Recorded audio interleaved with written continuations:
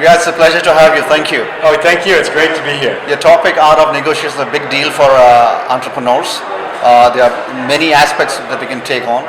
So let's first start with, when they are building the company, the foremost thing for them is to get traction and get customers. That's right. And is for a new entrepreneur, it's always a difficult task. That's right. So just wanted to, let you start from there.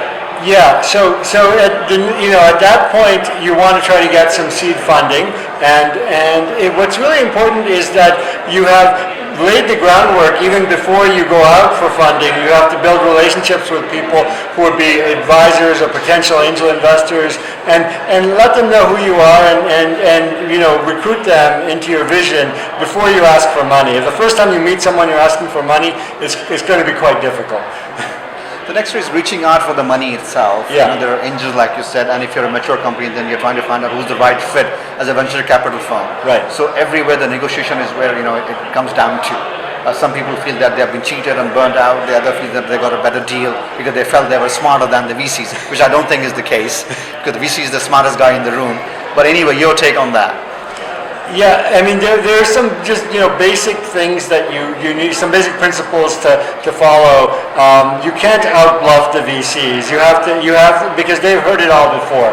You have to be fairly straight with them, and likewise the best VCs are pretty straight. I mean, you want to get a very clean term sheet for a Series A round, and all the blue chip VCs in Silicon Valley, they'll do that. It's sort of the second and third tier VCs who are really worried about their own downside protection. They'll give you like a 10-page term sheet, and you don't want that at all. You want to give people the right valuation and then have simple, clean terms. That's the way to build a company. And finally, the third one here is about reaching out to potential bigger customers or bigger corporations who Absolutely. might have that. So how is that different? Well, there's a real disparity, in size, in negotiating power. It's possible to have a very successful outcome with a large company, but it takes a lot of preparation. You have to really understand, why they're interested in you, and you have to understand how they make decisions. You have to understand. It's good to have a champion there. It's going to be very hard to get to a successful result without a high-level champion that you can keep in the loop. So there are a number of things that you have to do in advance before you even go into a critical meeting to set the groundwork. But if you do all those things, you can maximize your results for success. If you have to list 3 points that they should focus on, what would they be for the entrepreneurs to prepare for these things? So, you have to know your own best option. If you don't do a deal with this guy, what's my next best option? And you should be developing that too.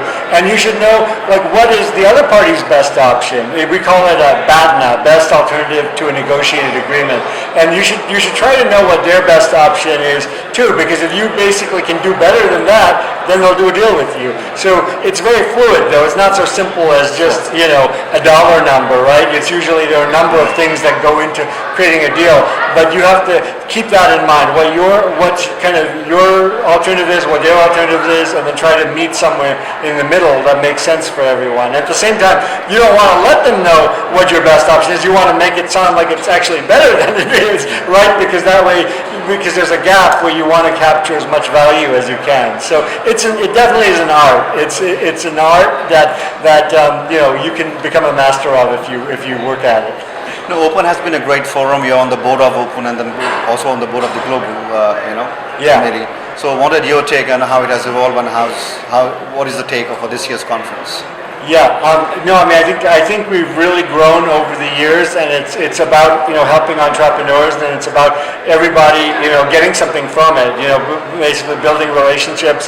And this year's conference, we have some great speakers and great attendance already, so we're really excited about it. All right, thanks again. Thank you. Appreciate it. Okay, thanks.